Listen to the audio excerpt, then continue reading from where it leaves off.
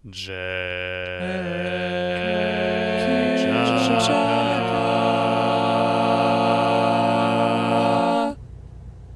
and welcome back to Ace Ideas.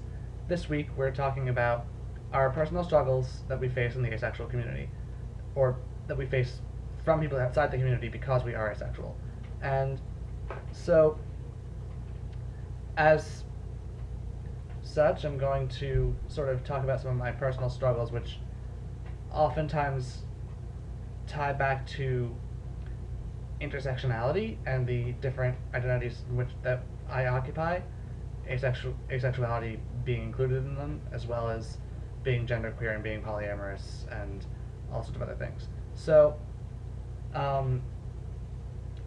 a sentiment that Mask talked about, one of their personal struggles, was the pressure from the heteronormative community to, particularly for asexuals who are not homoromantic, but even for asexuals who are, because marriage equality is starting to, or same-sex marriage is starting to become more popular and more and more parts of the world, that there is a pressure to live that normative family life, to get married and to have children and whatever. And Mask, I'm going to echo Mask and say this is a struggle that I face, because none of these are desires that I want, because I'm polyamorous and don't want to spend my life with just one partner, and I'm asexual, so the thought of consummating any sort of marriage or even kissing the bride at a wedding just makes my skin crawl. And on a personal level, I don't like children, but I wouldn't really want to conceive one either, so that's frustrating for a lot of people. And I feel like, and this is where acephobia has sort of sprung itself up in some LGBTQ spaces. For instance, I can talk here about Dan Savage's comments in the Asexual documentary that Angela Tucker produced. He said that we shouldn't really be, there's no need for asexual visibility, because why should we fight for the right not to have sex or not to get married? And in a sense, and I do see where he's coming from. I disagree with him, but I see where he's coming from, because a lot of the issues that we face are not legal. However, I will contest his assertion that there's no need for our visibility because our issues are not legal, because there are so many cultural standards and stigmata that aces just get the brunt of, like the more people get access to legal and cultural marriage, the greater the pressure is on everyone to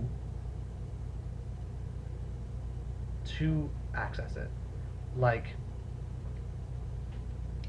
there's a whole, like, gay people can get married now, so why don't you? And the answer is because I don't want to, because that's not the life I want to lead. And that baffles people. And, like, I haven't experienced too much direct pressure to live that kind of lifestyle because I'm only 21, but I really fear for my future. That that is the type that is the type of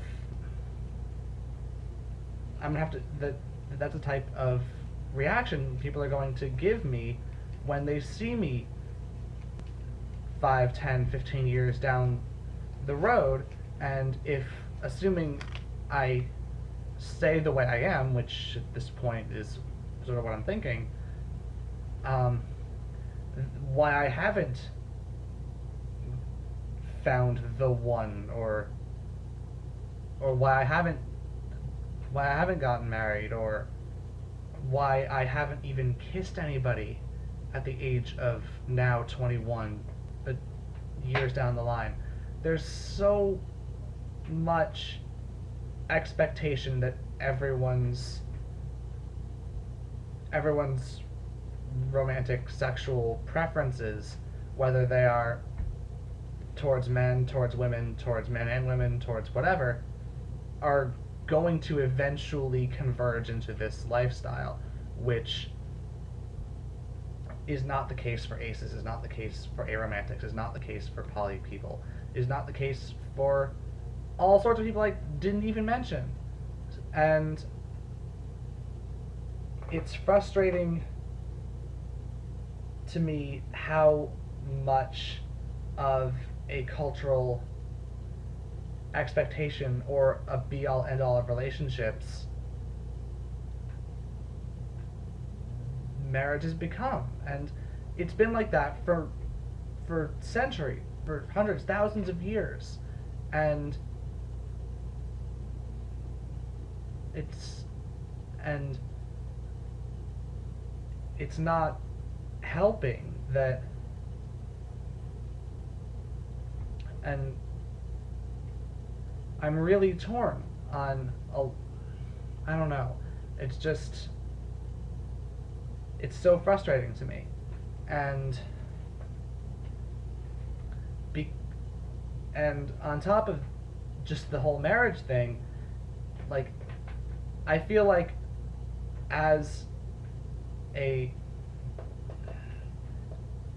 lot of the identities I occupy, particularly as an asexual and as a polyamorous asexual at that, I feel like I don't have a voice in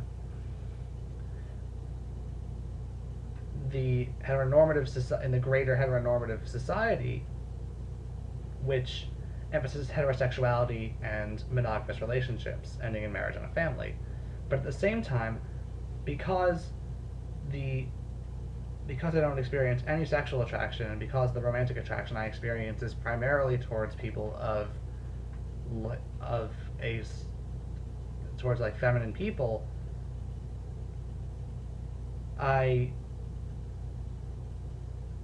and because I'm only genderqueer and androgynous and like trying and don't have all the same struggles that other trans people have, I feel like there are those in the queer community who will deny me a voice there.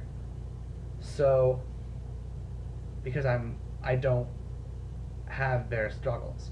So,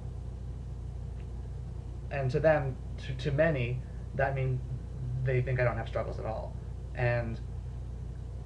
But I get told to shut up from both sides, and that's a struggle for me. That's a struggle that I've only been starting to feel recently, because for the most part, the queer community at my school is relatively accepting, but there are still times when I feel pushed aside, and